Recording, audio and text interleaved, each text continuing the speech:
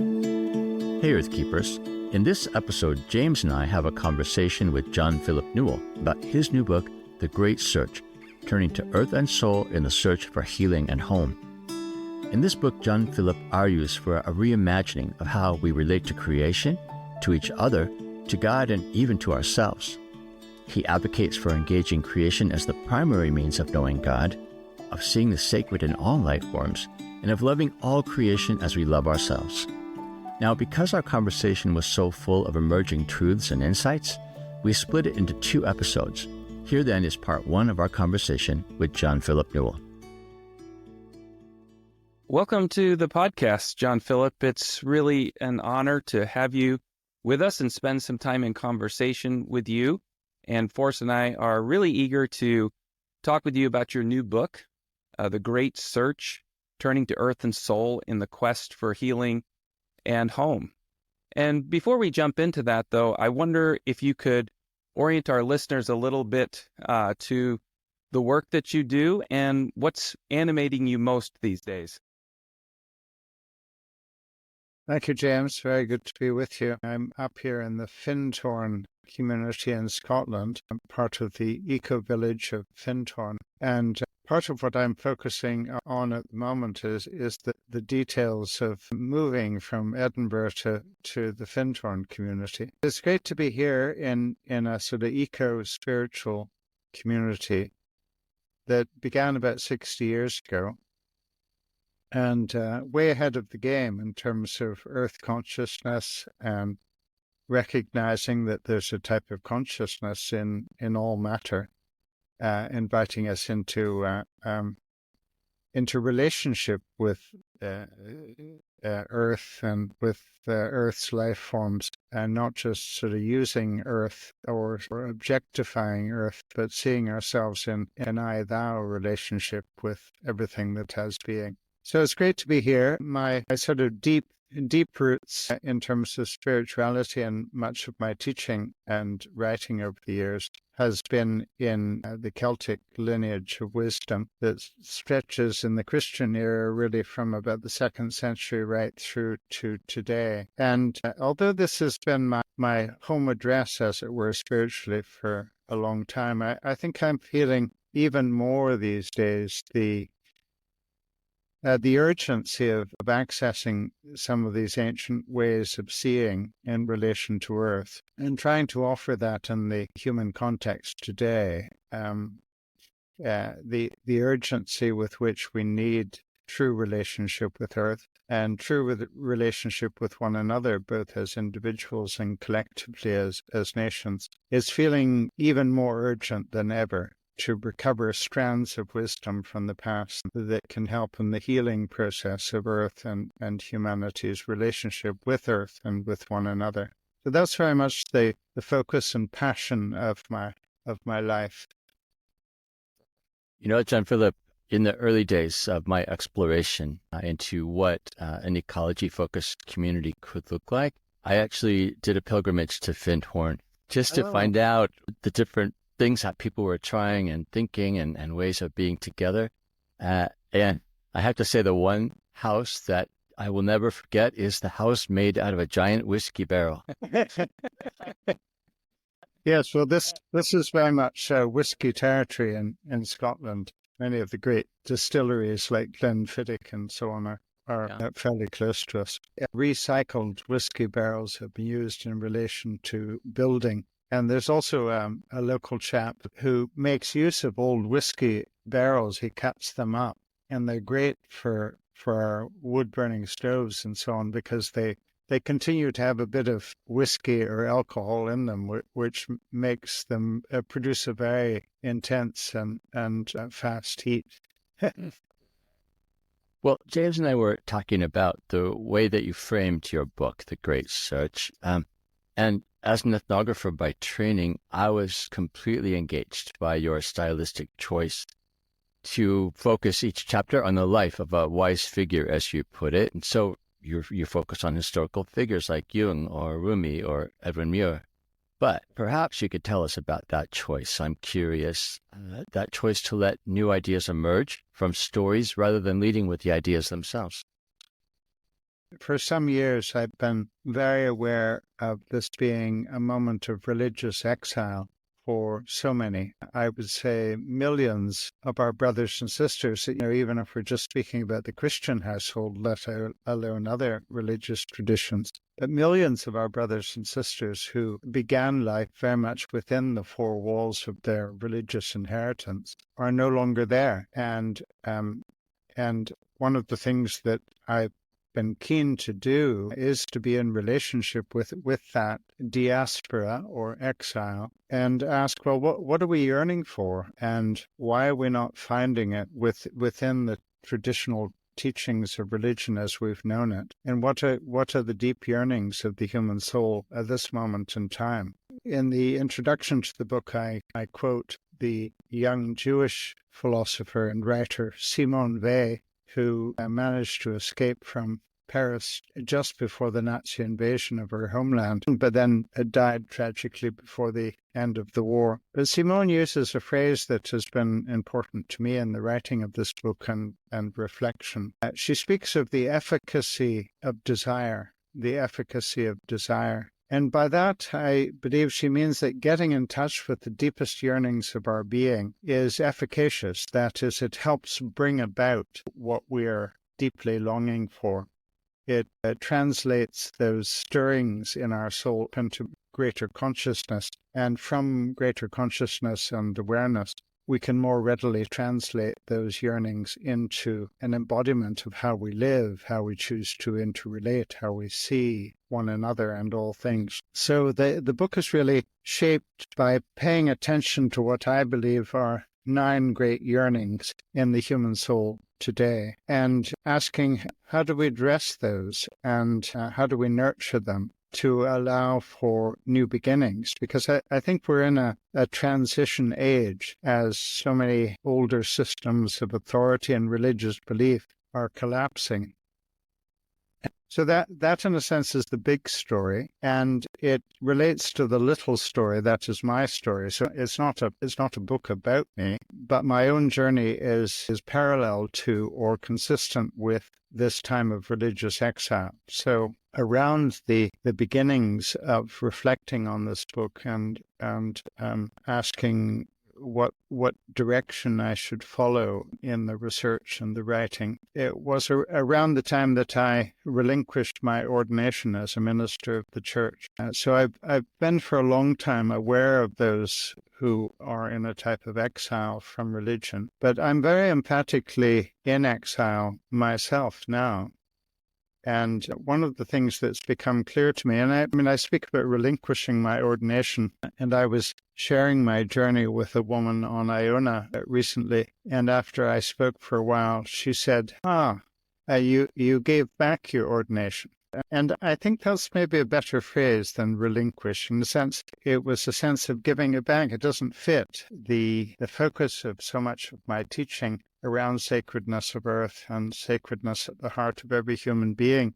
There's a type of disconnect between what I'm teaching and the sort of foundational creeds and doctrines that have been deep in the history of Western Christianity, especially as it unfolded from the 4th century onwards, when Christianity got into bed with empire. And so the decision to give back my ordination was an important transition point in my own life. Since that decision, I've become very aware of a type of tension, a creative tension that is deep in our Judeo-Christian inheritance, and we find it in our scriptures. And that is a type of creative tension between the prophetic and the priestly, or between the wilderness and the temple. So I see myself as primarily really in the wilderness now, trying to lend my voice to a much bigger prophetic voice that's calling for change, that's calling for new beginnings, new birthings. And I believe very much that we need one another. The wilderness and the temple need not be torn apart, in a sense. I think we need voices from the edge. So many of my good friends are still priests or ministers within the temple, as it were, and I respect what they're doing, and we need one another at this moment in time, because we're not just talking about the future of religion, we're really speaking about the future of the world. And if humanity doesn't enter a new beginning in terms of sacredness of earth and sacredness of every human being, then it's doubtful whether there will be a future for humanity as we've known it. So there's that feeling of urgency, and there's the feeling that these 9 great teachers, I think, can feed some of the deep yearnings of this moment. John Philip, I want to follow up with this with some questions and maybe some advice about exile and those who find themselves feeling in a similar place. In many ways, the organization that Forrest and I help lead, Circlewood, which is Behind the Earth Keepers podcast, we often describe ourselves as having one foot in the church and one foot out. To use your language, maybe one foot in the temple and one foot in the wilderness. And that's a creative and tricky place to be. And for now, it's the place we feel like we can be the most helpful, and that's where our particular vocation is. We talk a lot with people who are somewhere in that journey of feeling dissatisfied or disillusioned, disconnected, struggling to find their place in exile. So I'm wondering, as you talk with people who are on that same journey, how do you help them discover their particular place in exile? A fine way of putting it, sort of one foot in the wilderness and one foot in the temple. And I think that is very much what our scriptural tradition points to. And in many ways, it's quite amazing that the prophetic voice was given so much place in our scriptures, in that the canon of scripture was quite defined in a sense by those in the temple. So one of the things that I'm very emphatic about is that the prophetic voice, or the prophetic search out in the wilderness more, the prophetic charism or calling must, I believe, be based on love. It's not just a sounding off in the wilderness. It's not just criticizing what's happening in the temple or within the 4 walls. If it is just sort of sounding off, rather than truly speaking and being motivated by love for the family from which it has come, because I will always be grateful for being a son of the Christian household and standing in the Jesus tradition. So anything that I say or write from the wilderness, I believe, needs to be guided by love. And if I can't speak and act from love, then it's better not to be speaking. And that's what I would invite us all into, whether we find ourselves primarily in the wilderness or primarily in the temple. And you're right to say that there's a whole sort of a variety of places within that tension. And I'm, of course, sometimes misunderstood for having given back my ordination. Sometimes people within the temple, as it were, say, well, I don't think we should invite him to be speaking. He'll be telling everyone to leave the church. Of course, that's not what I would be doing, but, I understand the fear or the suspicion that that's what I might be doing. Because the reality is that there are many people still finding a deep sense of community and deep sense of vision who are also being faithful within the four walls. In my travels and my wanderings, I get to be in many Christian communities, in particular throughout the Western world, who are really fine exceptions to this moment in time. Religion as we know it may be in a state of collapse, but there are some really fine exceptions in which people are allowing a sense of new birth and deeper relationship with earth and the sacredness of every human being, not just other Christians, but people of other traditions and people of no particular religious tradition. So I think when that happens, that's wonderful. And it's a matter of each of us paying prayerful and deep attention to what is my role and what is our role at this moment in time. And I think one of the groupings within our Christian household that I've been so blessed by over the years are many of the women's religious orders within Catholicism. Many of these are wise women who are prepared to be disobedient, who are prepared to follow their convictions and their passions that the Vatican doesn't always like, and sometimes the Vatican has been trying to silence them or stop them. But one of the things I've been so struck by with many of these women's religious orders is that they realize that we have no right to perpetuity as a church, as a religious order. We have no right to perpetuity unless we are blessing humanity, unless we are blessing the world. And they're trying to do that. Many of them are turning their considerable land resources, for instance, in Ireland.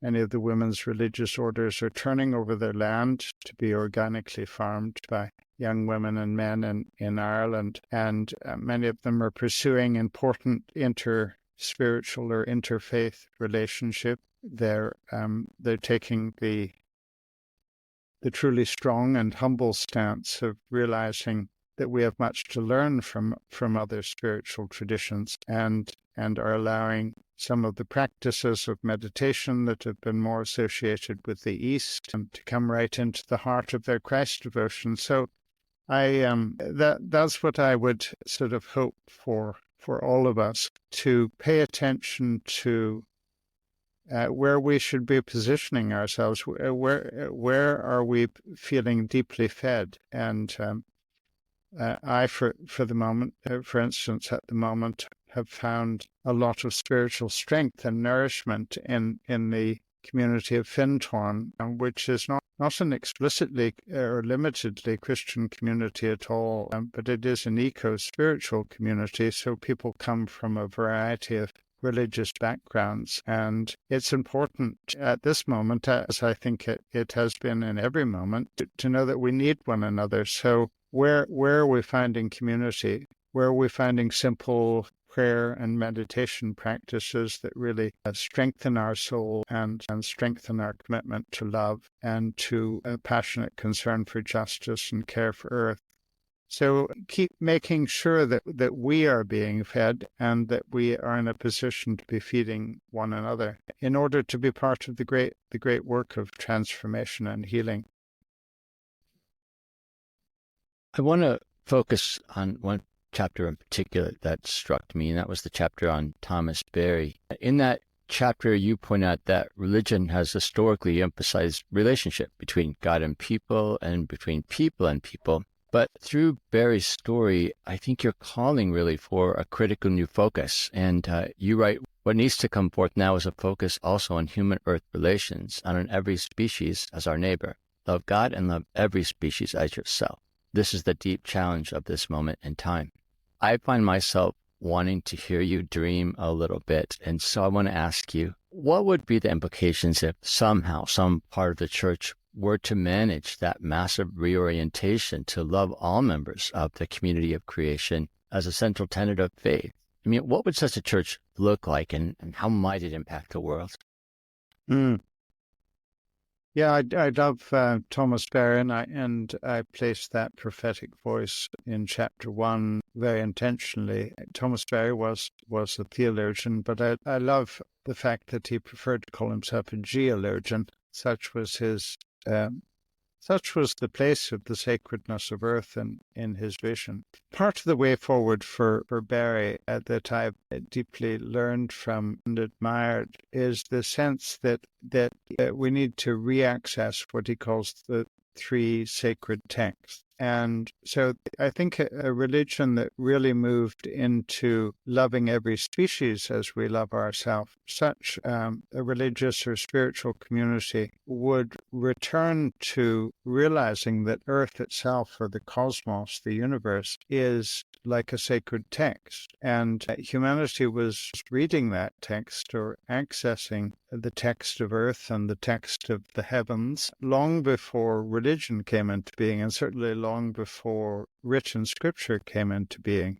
So I think that's one of the sort of primary characteristics of a new birthing for this moment in time, to return to earth as the primary text of the sacred, to see everything as a manifestation of the divine, to see everything as having come forth from the divine. And then he recognizes the place of written scripture, and I think this is a really important part of his vision as well. And it's something that I see as an important part of committing ourselves to continued gratitude or faithfulness to our religious inheritance. And our written scriptures, of course, do primarily point to the interhuman relationship or the human-divine relationship, and not so much to the human-earth relationship. But if we are accessing Earth and the cosmos as the primary text of Revelation, then I think it's very important to hold that together with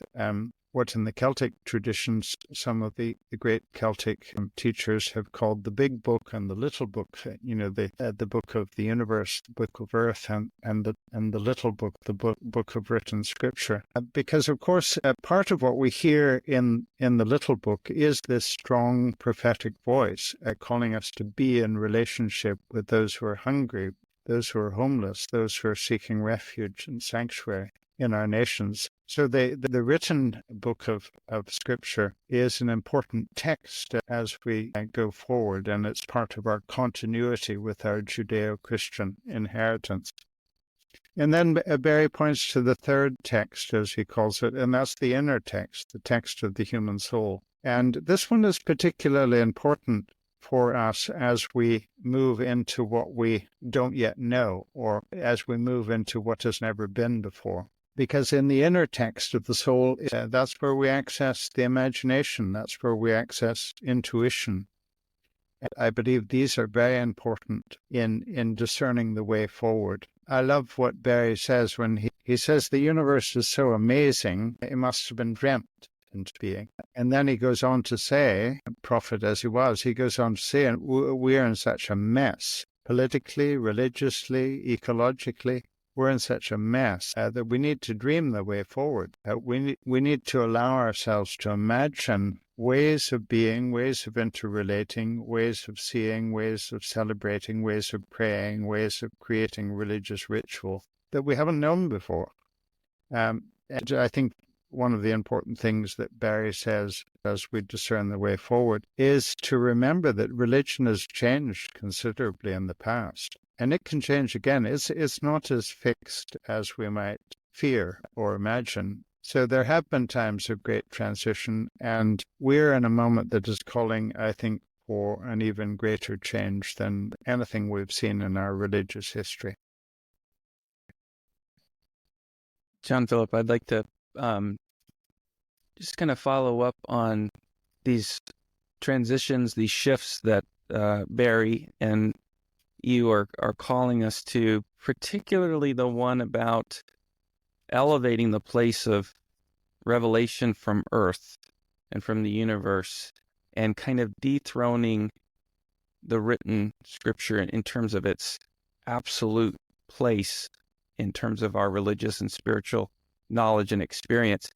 In my experience, as I advocate for those kinds of shifts, I find that one, particularly for Protestants, is perhaps the most difficult one.